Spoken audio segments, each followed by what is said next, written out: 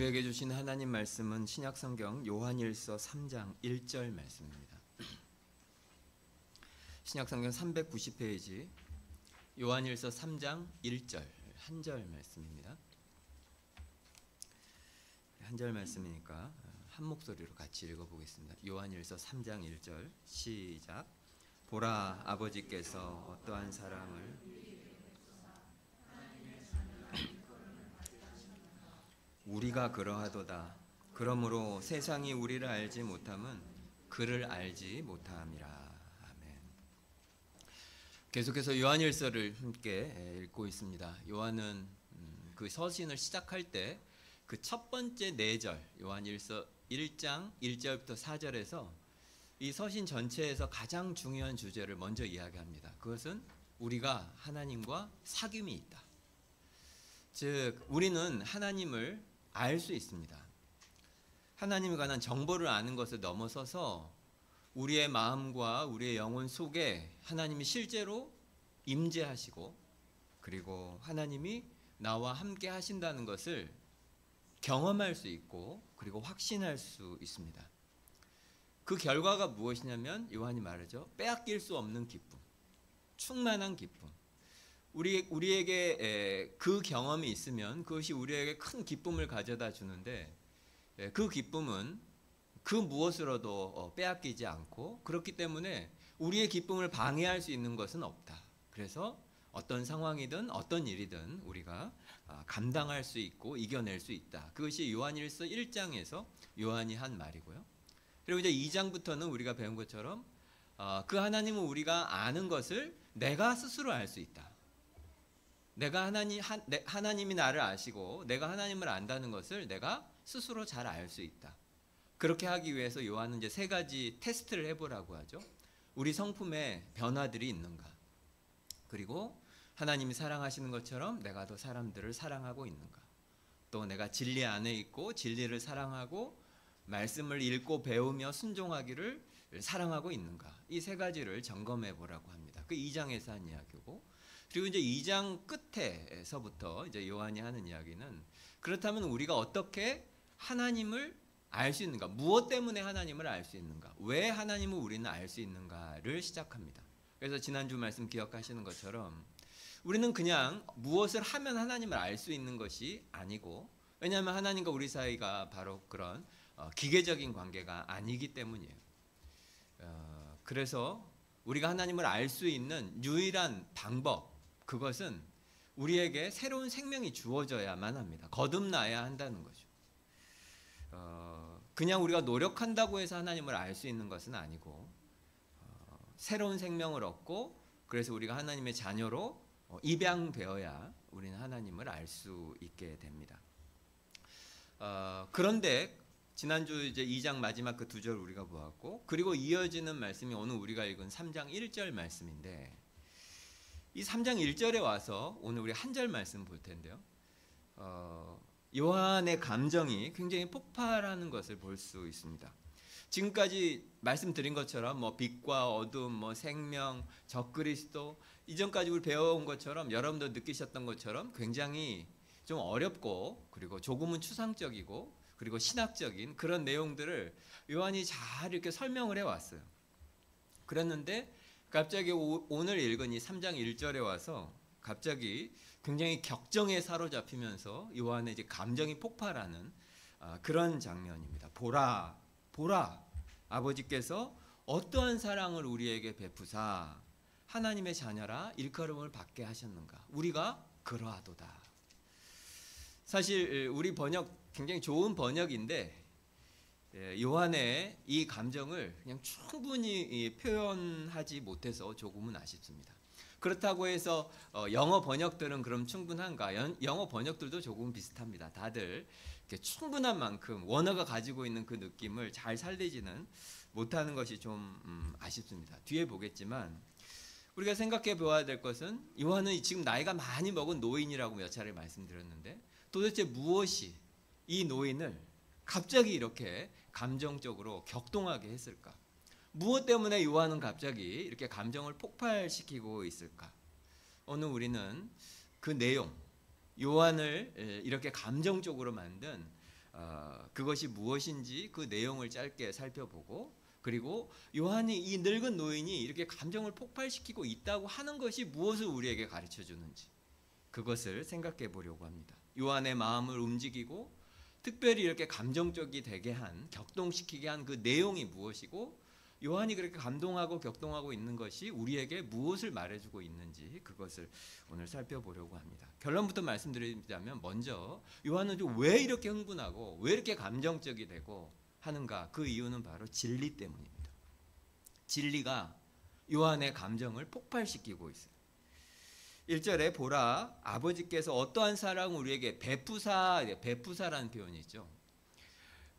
이 원어의 의미는 한글 성경에 아주 잘 보여주고 있어요. 뭔가를 주는 거예요. 그 누군가한테 선물 같은 거, 좋은 거, 이런 것을 주고 수여하는 거, 그것이 베풀다라는 의미죠. 근데 사랑을 베풀다, 우리는 보통 이제 남들이랑 이야기할 때 내가 너를 사랑한다, 뭐 당신을 사랑해요 이렇게 말하지, 나의 사랑을 너에게 주노라 이런 표현 잘 안 쓰죠. 물론 이제 문학적으로는 그렇게 할 수도 있고, 뭐 이렇게 뭐 노래 가사 같은 건 그렇게 할 수 있을지 몰라도 내 사랑을 너에게 준다, 이게 평소에 잘 쓰지 않는 표현인데 실제로 우리에게 이것이 많이 있습니다. 이걸 가장 잘 이해하게 해주는, 도움이 되는 비유가 결혼입니다. 이번 토요일에 우리 현우 형제랑 민경 자매 결혼식이 있는데, 결혼을 하기 전에 모든 사람은 사랑하니까 결혼합니다. 누군가를 만나고 사랑하게 되고, 그리고 계속 사랑합니다. 그러다가 어떤 날이 있게 되죠. 어떤 순간이 있게 됩니다. 그 순간에는 모든 사람들과 모든 가족들과 그리고 하늘과 땅의 모든 증인들, 권위들 그 앞에 서서 지금 내가 사랑하는 이 사람에게 내 인생과 내가 가지고 있는 모든 좋은 것과 그리고 내 모든 사랑을 다 주겠다, 그것을 약속하고 그 순간에 실제로 그렇게 하는 것이 있죠. 모든 결혼은 바로 그것을 의미합니다. 그리고 그 날과 그 이전 날과 그 이후의 날은 완전히 달라지죠. 원래부터 사랑하지 않았던 게 아닙니다. 사랑했기 때문에 결혼하죠. 하지만 결혼 이전과 이후는 굉장히 다르죠. 완전히 다릅니다. 하나님은 사랑이시라고 성경이 말하죠. 하나님은 우리가 앞에서도 배운 것처럼 하나님이 창조하신 세상을 사랑합니다. 심지어 거기서 하나님을 경외하지 않는 사람들도 사랑하십니다. 그래서 하나님이 나를 사랑하신다라고 할 때 우리가 그리스도인이 되고 하나님이 나를 사랑하신다는 걸 우리가 믿는다고 하는 것은 그런 일반적인 의미에서 하나님이 세상을 사랑하시고 사람을 사랑하시고 그것과는 조금 다른 거죠. 그것과는 다릅니다. 어떤 순간이 있고 어떤 선이 있는데 그것을 넘는 순간이 있다는 거예요. 하나님을 사랑하고 사랑받고 서로 알아요.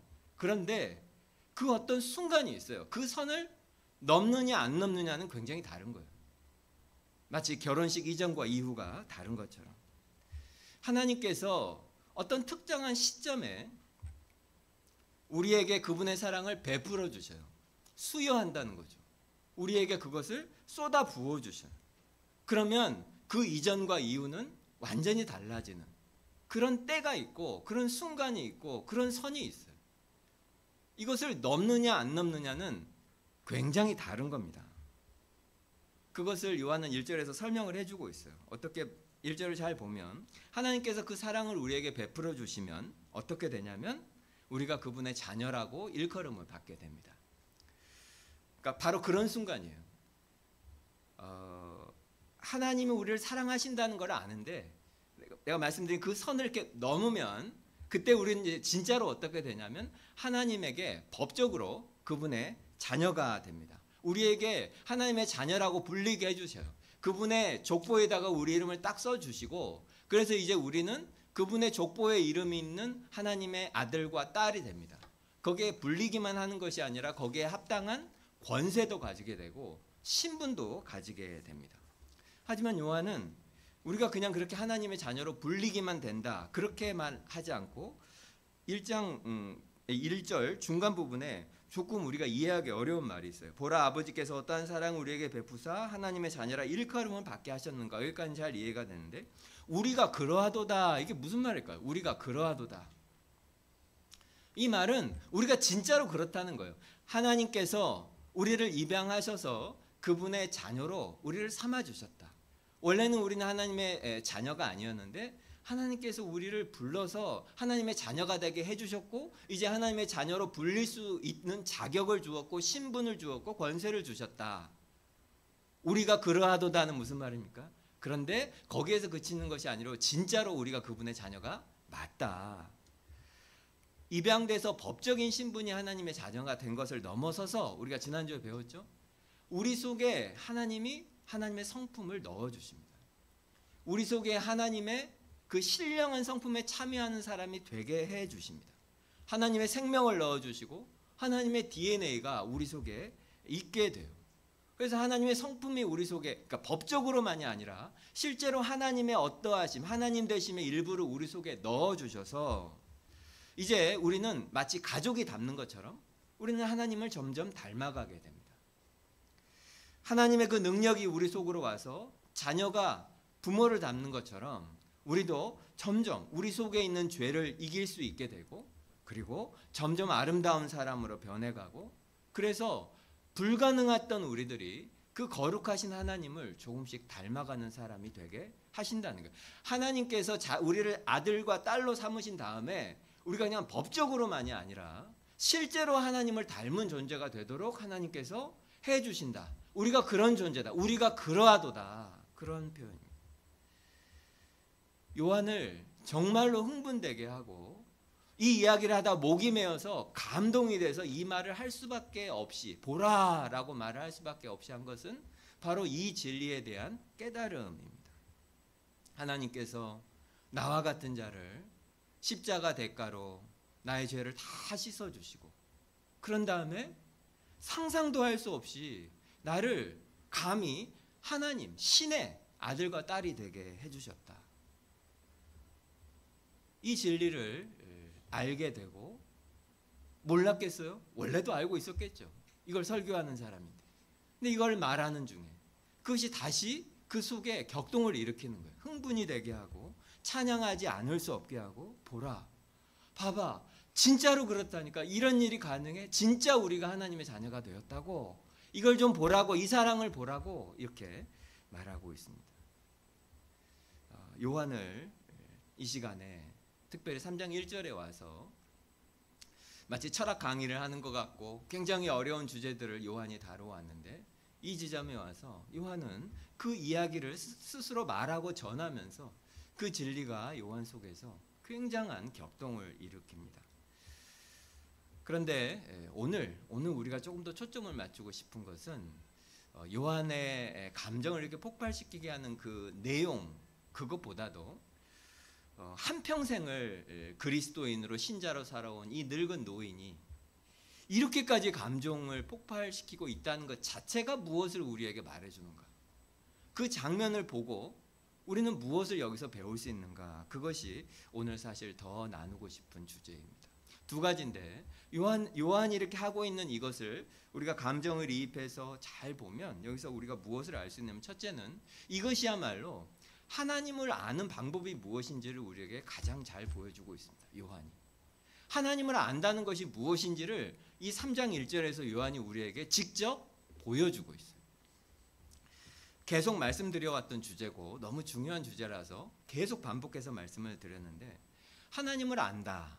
하나님을 안다는 것은 이제 여러분이 아시죠? 하나님을 안다는 것이 무엇인지. 그냥 하나님에 관한 정보를 아는 것이 아니고 하나님을 실제로 맛보고 경험하고 그런 것이 하나님을 안다입니다. 그러니까 뭐 기독교의 핵심 진리, 그것을 안다, 그것이 그리스도인이 된다는 것이 아니고, 우리는 개인적으로 그리고 인격적으로 하나님을 만나고 알고 경험해야 합니다. 여러분 속에는 계속 질문이 있을 수도 있죠. 그러니까요. 그 하나님을 개인적으로 인격적으로 만나 경험한다는 것이 도대체 뭐냐고요. 이런 질문을 하신 분이 계실 수도 있을 거예요. 요한은 오늘 그것을 설명하는 것이 아니고 그것을 우리에게 보여줍니다. 무슨 말인지 아시겠어요? 하나님을 안다고 하는 것이 무엇인지를 우리에게 설명하는 게 아니고 그것을 실제로 우리가 볼 수 있게 보여주고 있다. 이런 것이 바로 하나님을 아는 거야. 그렇게. 그게 3장 1절입니다. 요한은 하나님에 관하여 계속 말하다가 갑자기 그 말을 하는 중에 자기 자신이 그 하나님을 실제로 경험하는 거예요. 그래서 3장 1절을 그렇게 이해하면 됩니다. 우리가 거듭났고 내가 하나님의 가족이 되었고 내가 하나님의 자녀가 되었다. 그리고는 갑자기 말하죠. 보라, 보라.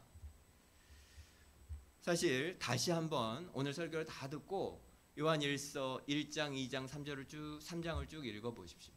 정말 이 지점은 너무나 아름답고 굉장히 감동적인 장면입니다.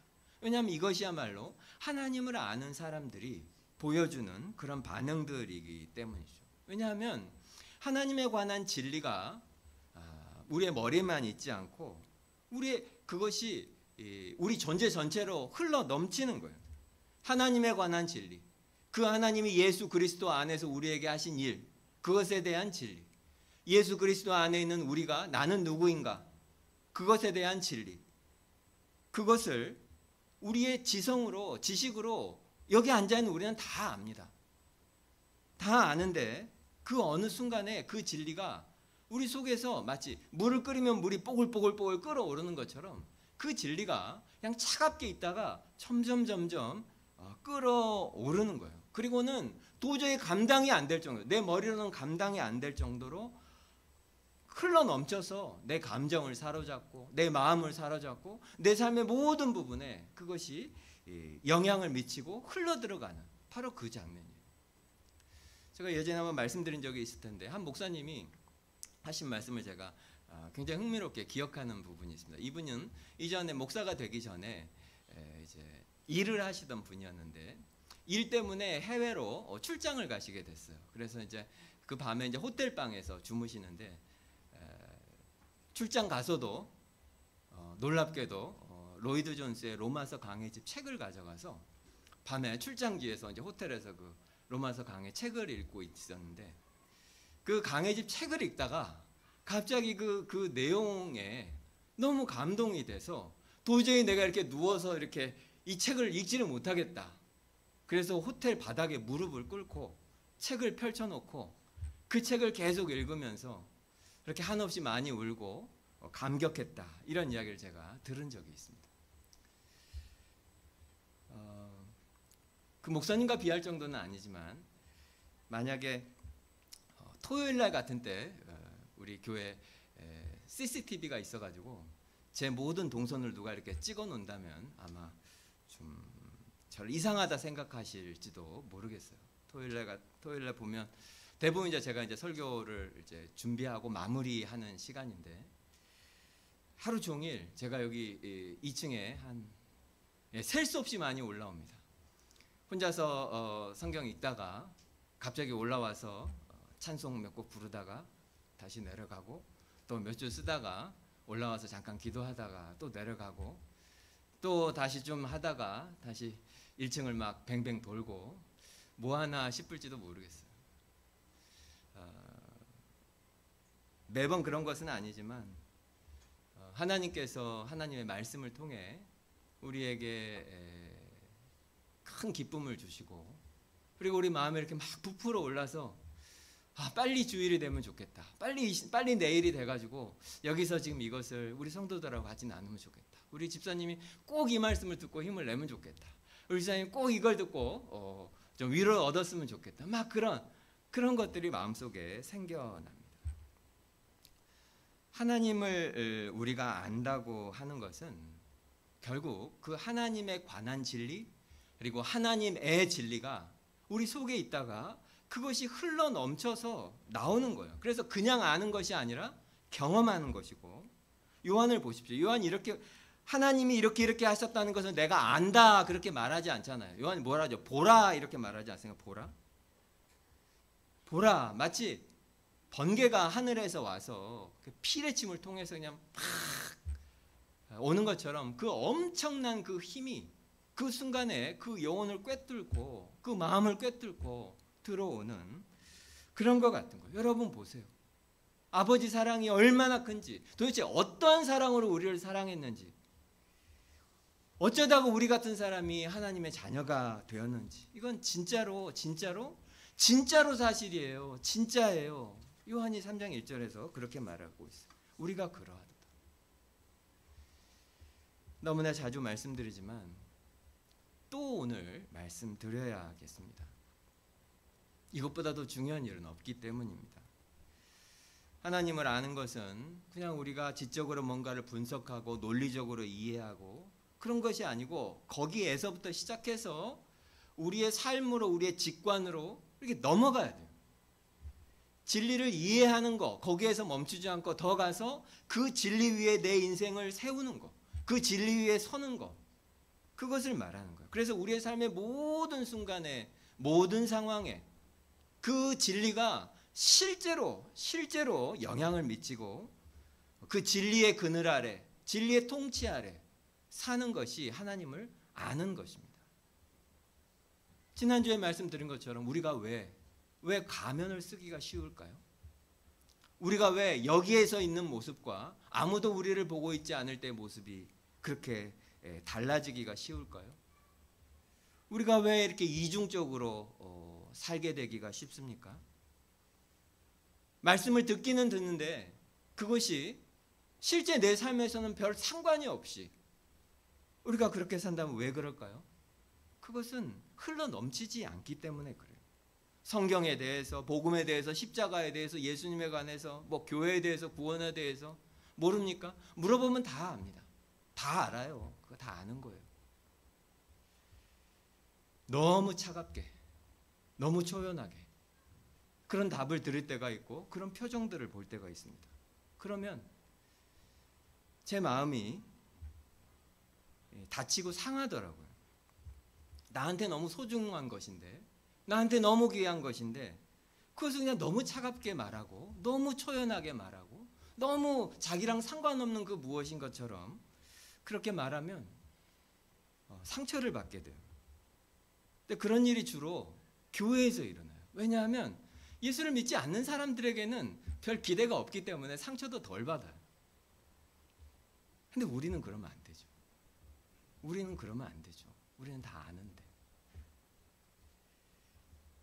왜냐하면 왜 그럴까요? 우리가 듣는 것과 우리의 마음이 나눠져 있기 때문에, 연결되어 있지 않기 때문에, 말씀과 우리의 삶이 연결되어 있지 않기 때문에, 일요일과 월요일이 연결되어 있지 않기 때문에. 그런데 하나님께서 은혜를 주시면 그것이 어떤 순간 연결이 생기기 시작합니다. 시작해요. 어떻게? 아니, 만약에 진짜 그게 사실이라면 내가 지금 이렇게 걱정할 필요가 없는 거 아닌가? 만약에 어제 설교에서 들었던 말이 진짜라면 내가 이렇게까지 이것이 없으면 큰일 날 것처럼 그렇게 살지 않아도 되는 거 아닐까? 정말로 성경이 사실이라면 하나님께서 공의로우시니까 내가 이 사람한테 이렇게 화를 내고 분노하고 복수에 사로잡혀 있지 않아도 되지 않을까? 이런 생각을 우리가 하기 시작한다면 그것이야말로 하나님에 관하여 우리가 알던 그 지식이 하나님을 알기 시작하는 것으로 바뀌고 있다는 그런 증상입니다. 성경 구절일 수도 있고 들었던 설교의 내용일 수도 있고 또 평생 내가 알고 있었던 어떤 교리일 수도 있어요. 다 알던 건데 그것이 굉장히 새롭게 나한테 들려지고 그리고 새롭게 깨달아지는, 왜냐하면 그 진리가, 그 말씀이 내 생각에서부터 내 마음속으로 내가 그걸 분석하고 내가 이해하고 논리적으로 파악하고 그런 것에서부터 나의 감정과 나의 직관 속으로 내 이해에서부터 보는 것으로 실제랑 아무 상관이 없는 그냥 초연하게 나랑 상관없는 어떤 기독교에 관한 교회에서 배우는 어떤 지식인 것처럼 교리인 것처럼 그렇게 살던 우리가 그 내용이 내 삶의 모든 부분과 연결이 되는 그리고 적용이 되는 그런 것으로 옮겨가기 시작하는 겁니다. 여기서 제일 중요한 것은 진리죠. 진리. 그래서 진리가 중요합니다. 이 시대는 이전보다도 훨씬 더 감각적이죠. 추상적인 이런 진리, 요한일서 1장 2장 여러분 설교 들으면서 어떻게 느끼셨는지 모르지만 이런 추상적인 그런 진리보다 내가 직접 감각할 수 있고 내가 경험할 수 있고 이런 것을 훨씬 중요하게 여기고 가치 있게 여깁니다. 이게 뭐 이 시대 포스트 모더니즘의 가장 중요한 특징이기도 하죠. 그래서 그 영향이 교회에도 여전히 있습니다. 교회에서도 진리가 무엇이냐 보다 중요한 것이 경험이에요. 내가 그걸 어떻게 경험할 수 있느냐. 그것이 지금 나한테 어떻게 경험되느냐가 사실 더 중요합니다. 뭐 성경 공부, 뭐 교리 이런 거 하면 뭐하나 삶이 없는데 며칠 전에 제가 말씀드렸죠. 이제 그런 곳에 가면 예배가 별로 살아있지 않은 것 같다. 나한테 중요한 것은 성경 강해가 아니고 설교가 아니고 난 정말로 하나님을 경험하고 싶은데 그런데 그런 경험을 할 기회가 없다. 찬양도 죽었고 뜨거운 기도도 없고 이렇게 되면 모두 그런 것은 아니지만 이런 경향을 가지게 되면 일종의 열광주의, 신비주의 이런 곳에 빠지기가 쉽습니다. 그리고 그것을 추구하는 것은 절대로 성경적인 예배 방식이 아니에요. 그건 우상의 예배 방식입니다. 지난 수요일날 우리가 배웠잖아요. 혹시 안 들으신 분은 꼭 들어보십시오. 이방 우상 숭배의 예배는 가장 중요한 것이 감각적이라는 거예요. 그 예배를 우상을 섬기러 오는 사람들에게 우상 숭배 예배는 꼭 약속을 해주고 그 사람들이 원하는 걸 제공해 줍니다. 감각적인 것을 원하는 사람들한테 감각적인 만족을 주고 그리고 엄청나게 뜨거운 그런 감정적인 경험을 하고 싶은 사람들한테 그것을 꼭 제공해 줍니다. 그것이 우상의 예배예요. 안타깝게도 모두 그런 것은 아니지만 교회 예배들 보면 이런 경우들이 있죠. 예배가 시작이 됐는데 찬양을 합니다. 엄청 프로페셔널하고 너무나 잘하는 사람들이 찬양을 막 30분, 정말 30분, 40분 엄청 뜨겁게 찬양해요. 그러고 나면 힘들잖아요. 30분 찬양하고 나면. 그럼 이제 설교 시간에 조금 쉬고 그리고 그때 에너지 충전을 위해서 눈 감고 그렇게 조금 지내다가 이제 설교 끝나면 다시 찬양을 하니까 그때 다시 또 뜨겁게 찬양을 하고 그런 식이라면 그걸 전적으로 제가 이렇게 폄하하거나 무시해서 그런 것이 아니고 그 전체가 보여주고 있는 방식이 그것이 성경적인 의미에서 하나님을 아는 방식은 아닐 수 있다. 그것이 누적이 되면 결코 하나님을 알 수는 없습니다. 왜냐하면 하나님을 아는 길은 오직 진리를 통해서이기 때문에 하나님을 안다, 성경이 말할 때 하나님을 안다라고 하는 것은 하나님에 관한 그 진리들을 알고 그 진리가 우리 속에 있다가 그것이 성령님의 역사 가운데 그것이 우리 속에서 조금씩 폭발하게 되고 마치 마그마가 흘러나오는 것처럼 그것이 흘러넘쳐서 내 감정을 사로잡고 내 마음을 사로잡고 내 삶의 모든 부분까지 존재의 말단에까지 흘러넘쳐서 영향을 미치는 것이 그것이 하나님을 아는 것입니다. 진리와 아무 상관이 없이 그냥 감정적으로 열광적이 되고 신비한 경험을 추구하는 것은 그것은 하나님을 바로 아는 것은 아니죠. 물론 정반대도 마찬가지로 하나님을 아는 것은 아닙니다. 무엇입니까? 중산층 지적인 교회에서 나타나고 있는 것처럼 하나님을 마치 현미경 위에 올려놓고 내가 연구하는 연구 대상으로 보는 그런 식입니다.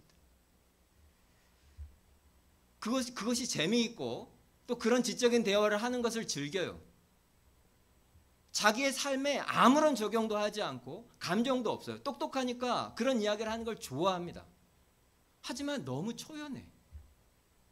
하나님에 관하여 안다고 말하지만 그것은 하나님을 아는 것이 아닙니다. 오늘 요한을 보십시오. 이 3장 1절을 보십시오. 이것이 하나님을 아는 거예요. 내가 이 비슷한 예화를 여러 차례 말씀드렸잖아요. 토마스 구딘이라는 목사님이 예전 목사님인데 이런 말을 했어요. 아빠와 아들이 길을 걸어가는데 뒤에서 보니까 갑자기 아빠가 아들을 번쩍 들어서 탁 껴안으면서 볼에 뽀뽀를 하고 아빠가 사랑해 이렇게 말해요. 기억나시죠? 그때 아들이 어떻게 느낄까요? 아, 몰랐는데 아빠가 나를 사랑했었구나. 몰랐네. 그렇게 느끼겠습니까, 아들이? 그날 처음 한 아빠라면 그럴 수도 있죠. 그걸 처음 해보는 아빠라면 그러면 안 됩니다. 그 순간에 새로운 정보를 얻는 것은 아니죠. 아빠가 나를 사랑하는구나.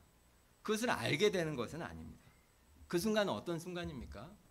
원래 사랑하던 사이였는데 그 사랑을 누리고 그 사랑을 경험하는 순간이죠. 요한이 지금 말하는 그 순간, 보라, 보라. 하나님께서 우리를 사랑하십니다. 우리는 하나님 사랑하시죠. 그런데 그 어떤 순간이 있어요.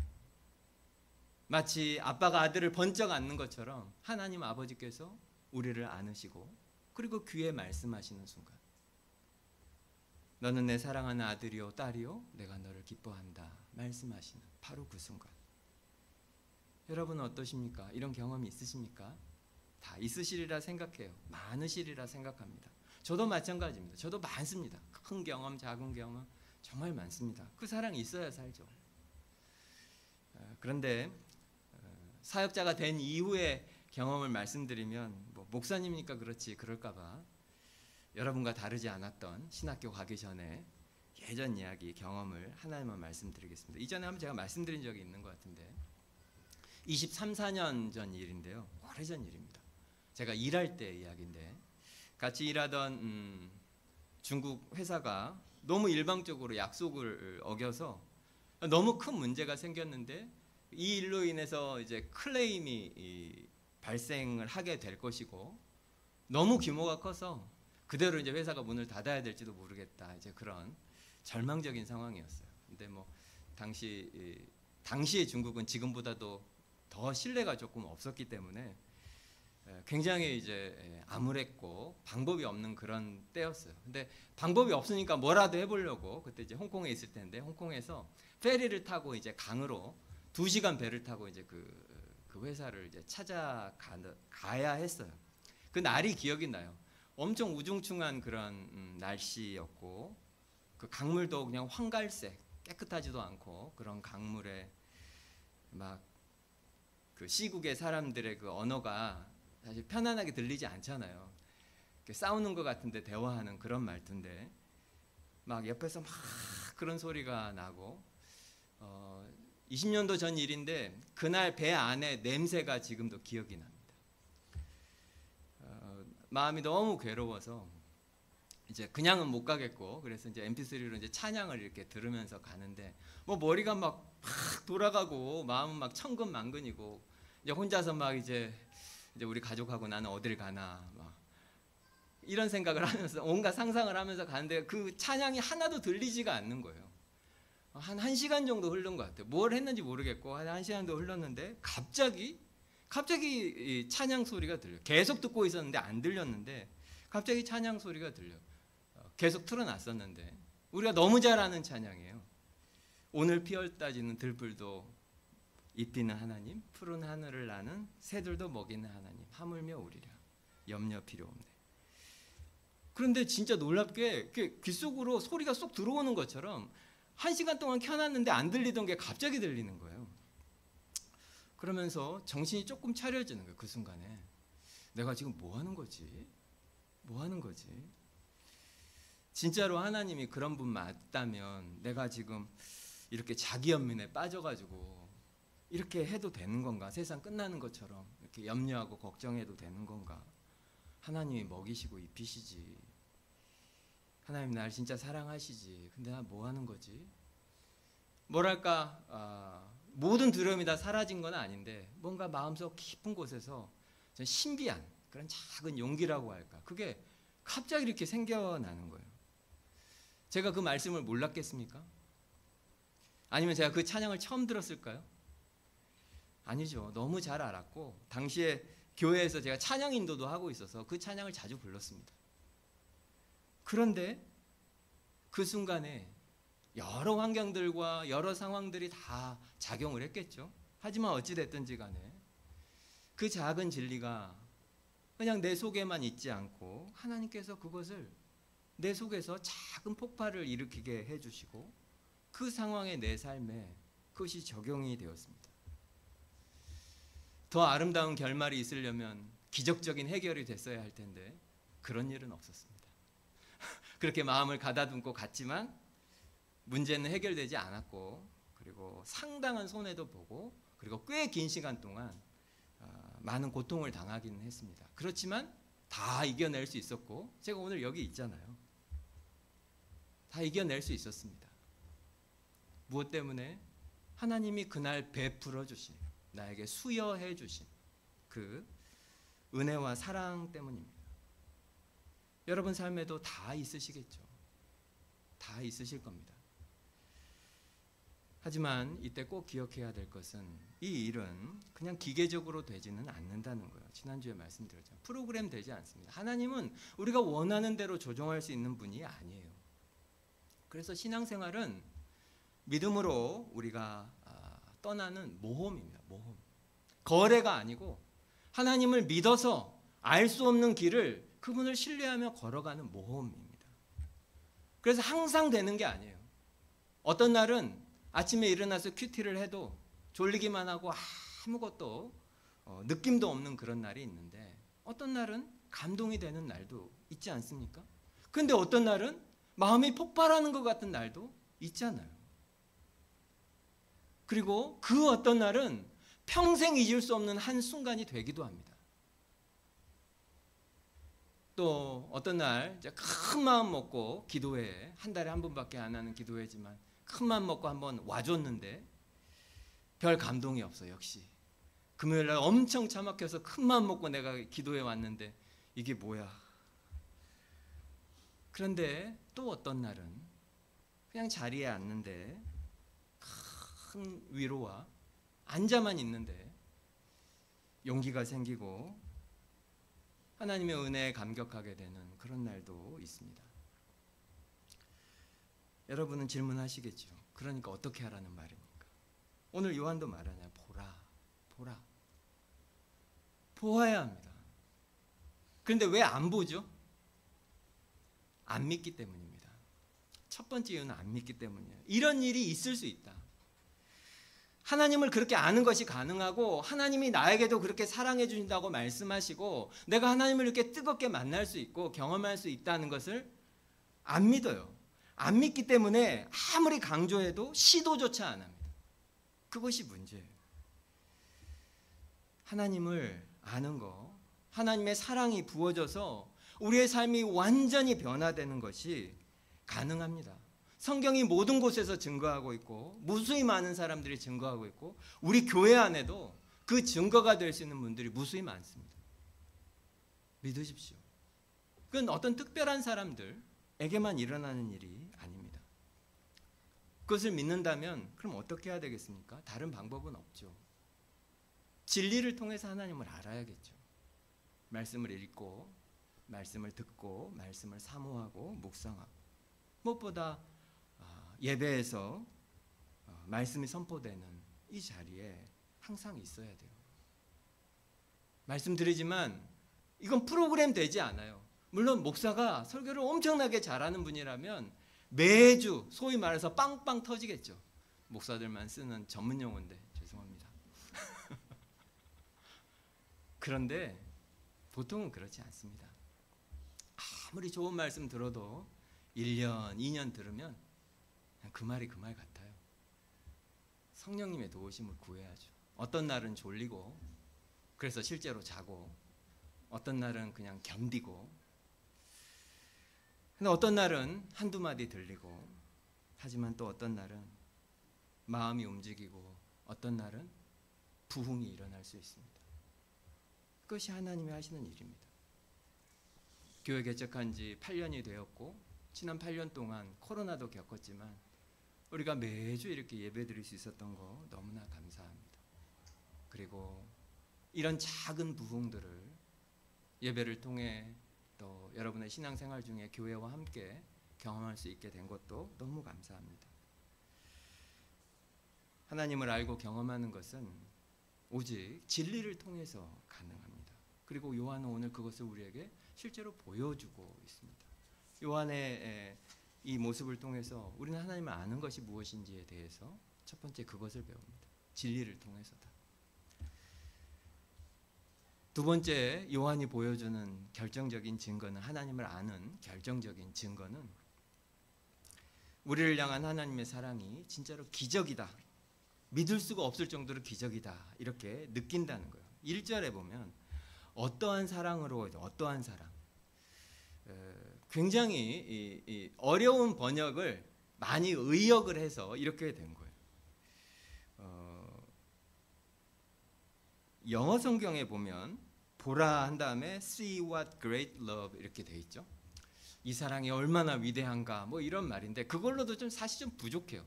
왜냐하면 번역 자체가 어려요. 원어가. 사실 이 원어 그리스어는 어떤 한 단어가 아니라 관용적인 표현이에요. 관용적인 표현이 뭔지 아시죠? 어떤 상황에 쓰는 특정한 말들이에요. 예를 들자면 이번 시험에 미역국 먹었다. 이거를 만약에 여러분이 영어로 번역하면 어떻게 번역하겠습니까? I ate seaweed soup 이렇게 하실 겁니까? 할 수 있죠. 하지만 그거를 영어로 읽은 사람은 오해하겠죠. 미역국을 먹었구나. 이 원어가 그런 거예요. 어떠한 사랑으로 이것은 그런 관용적인 표현을 미역국 먹었다 같은 표현을 가장 적절하게 시험에 떨어졌다, 미끄러졌다 이렇게 의역을 한 것이 어떠한 사랑이에요. 원어를 그대로 직역하면 뭐냐면 이 사랑이 도대체 어디 출신이냐, 어느 나라에서 온 거냐, 이제 그것이 원어의 직역의 의미입니다. 어떠한 사랑이 이렇게 연결이 되죠. 그거를 이제 잘 우리에게 이해하기 쉽게 번역을 한 게 어떠한 사랑이에요. 그러니까 결국 무슨 뜻이겠습니까? 이 사랑이 있는데 너무 그러니까 외계에서 온 사랑 같다. 우리에게는 없는 사랑이다. 우리의 한계를 훨씬 뛰어넘는 사랑이다. 그런 의미입니다. 사실 우리가 사랑을 잘 모르죠. 잘 모릅니다. 그리고 진짜 사랑을 잘 경험을 못합니다. 보통의 경우에는 그냥 사랑받을 만한 사람이 사랑받는 것이 너무 당연하고 그렇기 때문에 살면서 우리도 끊임없이 정도의 차이는 있지만 계속 남한테 인정받고 사랑받는 사람이 되려고 애쓰면서 살아가요. 그래서 사랑받지 못할 것 같기 그것이 두렵기 때문에 나를 감추거나 가면을 쓰거나 그러면서 살죠. 사실 현실에는 그런 사랑은 없고 그것까지 다 받아주는 사랑은 많지는 않죠. 하지만 그런 사랑을 한번 경험하면 굉장히 충격을 받게 됩니다. 이렇게까지 나를 사랑해 준다고?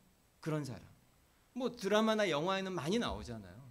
레미제라블 이야기를 할 것도 없고 이것을 실제로 우리가 가장 많이 경험할 수 있는 것 대표적인 것이 또 결혼 이야기를 하게 되지만 역시 결혼입니다.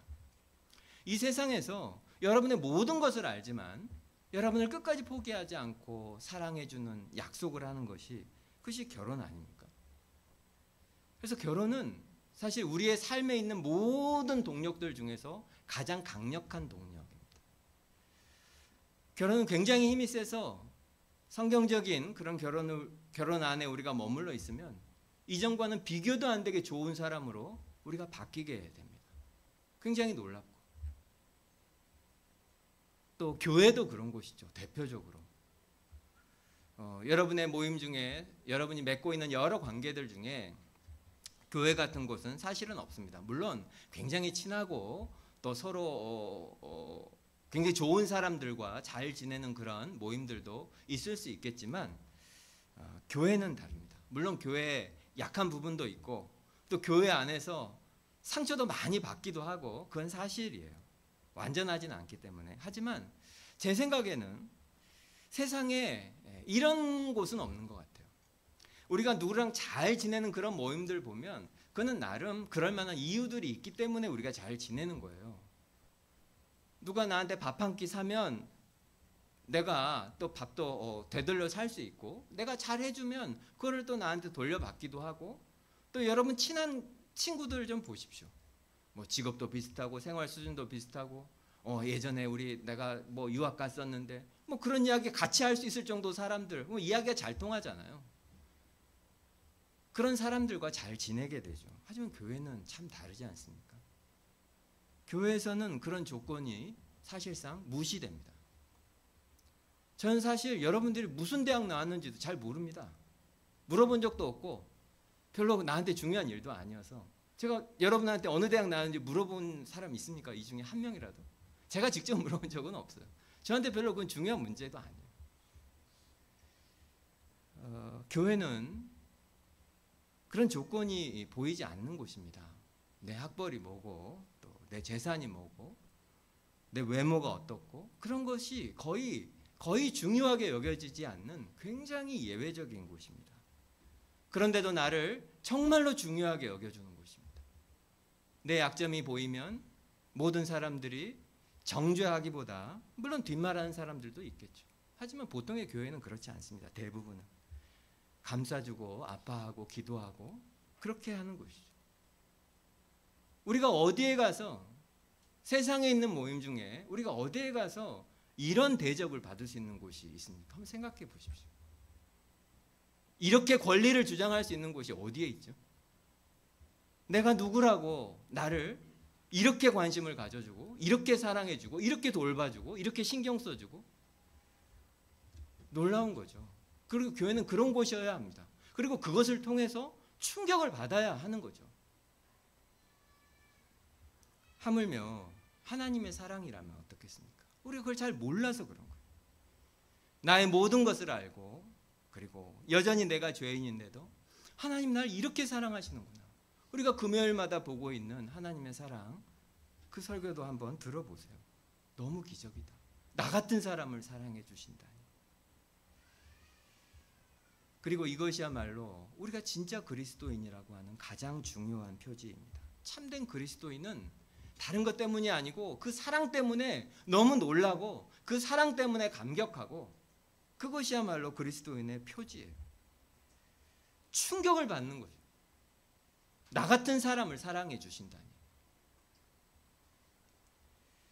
그래서 참된 그리스도인과 그냥 기독교를 종교로 가진 사람의 가장 큰 차이는 여기에서 나옵니다. 모든 것이 우리에게는 선물인 거죠. 그래서 나 같은 사람이 도대체 어떻게 해서 이런 걸 받을 수가 있지? 우리는 도저히 갚을 수 없는 빚을 그런 빚진 자라고 생각하게 돼요. 하지만 종교적인 사람은 교회에 나오고 헌금도 하고 봉사도 하고, 또 내가 세상에 살면서 때로 믿음 때문에 손해도 보고 그런 걸 하기 때문에 하나님께서 나를 도와주셔야 한다는 생각을 합니다. 하나님이 빚진 거죠. 내가 하나님에게 빚진 게 아니고 내가 한 일에 대해서 하나님이 나한테 빚졌다, 이런 생각을 하게 돼요. 그게 큰 차이예요. 이것을 보면 돼요. 우리가 진짜로 하나님을 아는 그리스도인이 맞다면 우리는 항상 감사하고, 그리고 항상 하나님이 하시는 일에 놀라고, 그렇게 하고 있을 거예요. 나 같은 사람이 예수를 믿다니. 여러분 마음을 잘 보십시오. 나는 저 사람들과 다르다, 우리에게 그런 생각이 있는지, 내가 어쩌다가 여기 있게 되었을까? 기적이다, 기적. 하지만 하나님이라는 우상을 섬기는 사람은, 수요일에 배웠죠. 하나님이라는 우상을 섬기는 사람은 그것이 없어요. 감사가 없고 놀라움이 없어요. 왜요? 내가 한 만큼 돌려받는다 생각하니까. 여러분 월급날 월급 통장에 들어오면 와 보라 막 하십니까? 얼마나 큰 은혜인가. 회사가 나를 사랑해서 이렇게 큰 돈을 주다니. 아무도 그런 사람 없을 겁니다. 왜요? 내가 한 거거든. 그것에 대해서 받는 거니까. 우리는 모든 것에 감사하고 있습니까? 우리는 모든 것에 놀라고 있습니까? 나에게 생명이 있는 것이, 너무나 평범한 내 삶이, 지금 내 건강이, 교회가, 예배가 여러분에게 놀라움이고 감사가 있으십니까? 당연한 것은 아무것도 없다. 이 일은 우리의 삶에 꼭 필요한 일이고, 특별히 하나님을 아는 그리스도인이라면 우리는 항상 이런 어린아이 같은 감격과 감사와 경탄, 이것이 있어야 돼요. 이것이 우리가 정말 하나님을 아는 정말 너무나 중요한 표지입니다. 사랑받는 것이 기적이고, 우리가 함께 있는 것이 기적이고, 교회가 아무도 없는 곳에 세워져서 지난 8년을 지내올 수 있었던 것이 너무 감사하죠. 우리가 함께 예배드릴 수 있는 것이 너무 감사하고, 예배할 교회가 있고 함께 예배드릴 성도들이 있고 얼마나 감사합니까? 이렇게 사랑받고 이렇게 사랑하는 것이 너무나 감동적이고 기적이죠. 교회가 아니었다면, 하나님의 은혜가 아니었다면, 그리고 우리 속에 그런 감사와 그런 감격이 있다면 그것은 바로 우리 교회가 지난 8년의 세월이 헛되지 않은 것이고, 우리가 정말 하나님을 알고, 우리 교회로서 우리가 하나님을 알고 있다는 정말 결정적인 표지입니다. 너무 감사하죠. 말씀을 마치겠습니다. 이렇게 말할 수 있어요. 요한의 표현대로라면 우리에게 삶에 있는 모든 문제는, 너무 단순하게 말씀드린 것 같지만 결국 어디에 수렴하냐면 우리가 하나님의 사랑을 보지 못했기 때문에, 그것이 모든 문제의 궁극적인 원인이라고 합니다. 요한이 왜 보라 하겠어요? 왜 보라? 보라. 왜 보라고 할까요? 안 보니까. 잘 안 보니까 보라고 하는 거예요. 우리가 너무 화가 나, 누군가가 나를 막 화나게 하면 우리 어떻게 하죠? 그럼 밤에 돌아가서 우리는 무엇을 보죠? 내 상처를 봅니다. 지금 피 흘리고 상처받은 억울한 나를 계속 묵상하고, 그리고 날 아프게 한 그 사람을 봅니다. 근데 요한은 뭘 보라고 합니까? 그 사랑. 하나님이 원수인 우리를 사랑하신 그 사랑을 보라. 그것을 보라고 하지 않습니까? 우리 인생에 폭풍우가 치면 우리는 무엇을 보죠? 파도를 봅니다. 배 위에 있던 제자들을 생각해 보십시오. 파도를 봅니다.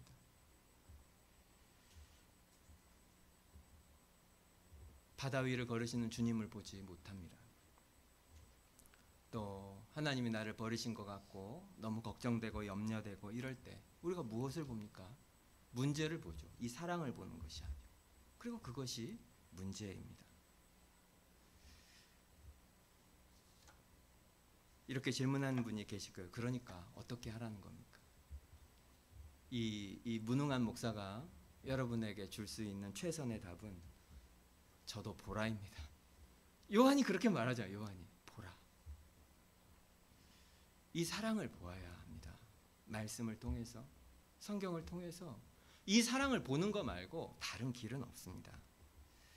그러려면 어떻게 해야 됩니까? 시간을 들여야 됩니다. 마음을 정해야 되고 시간을 들여야 돼요. 다른 시간을 포기하고 이 시간을 택해야 합니다. 그러지 않고 어떻게 하나님을 압니까? 그렇지 않고 어떻게 봅니까? 우리에게 필요한 것은 문제를 해결하는 것이 아니고 이 사랑이 필요한 거예요. 이 사랑을 보는 것이 필요한 거예요.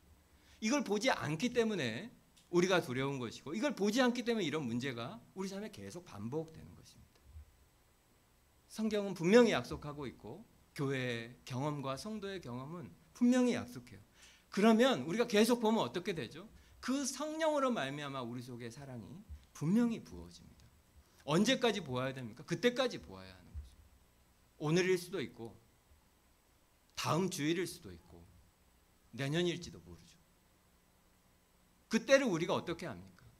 그래서 우리는 부지런히 그 말씀이 있는 곳에, 하나님의 영이 있는 곳에 나를 두어야 합니다. 그러면 그때가 옵니다. 성령으로 그 사랑이 우리 속에 부어지는 그 순간이 옵니다. 그러면 우리 속에 용기가 생기고 평안이 생기고 무엇보다도 진짜 승리하게 될 것이다. 결국 승리하게 될 것이라는 그 소망이 우리 속에 분명히 생기게 될 것입니다. 우리 모두 이 사랑을 보는, 그래서 하나님의 사랑이 우리 속에 부어지는 그 은혜가 우리 모두에게 있기를 바랍니다. 기도하겠습니다.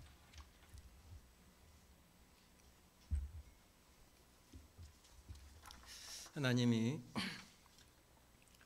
교회를 세워주셨습니다. 우리 교회가 아니고 주님의 교회고, 그 교회에 우리를 불러주셨습니다. 지난 8년 동안 하나님이 교회를 눈동자같이 지켜주셨고, 그리고 서로 격려하고 서로 사랑하며 하나님의 사랑받는 그런 사람들로 교회로 우리를 인도해 주신 거 너무 감사합니다. 오늘 요한이 말하는 것처럼 주의 교회가 진리를 떠나지 않도록, 그리고 지적으로 이 진리를 아는 것에 그치지 않고 정말로 그 사랑을 경험하고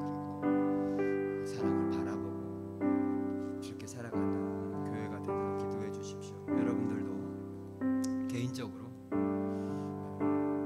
다른 그 무엇보다 말씀을 통해 이 하나님의 사랑을 보는 일에 헌신하기로, 다른 그 무엇과도 양보하지 않고 이 일을 하기로 결심하시기를 바랍니다. 우리 함께 기도하겠습니다. 고마우신 하나님 감사합니다. 하나님의 교회를 세워주시고 지난 세월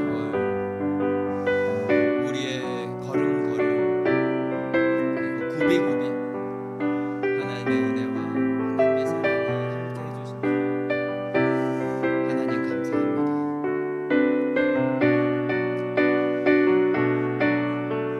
주인이신 주님께서 우리에게 하라며 명하신다는 말씀들에 우리가 힘을 다해 충성했지만 여전한 우리 안에 있는 불신앙과 또 신실하지 못함과 우리의 죄들과 우리의 연약함과 또 우리의 두려움과 염려 때문에 마땅한 만큼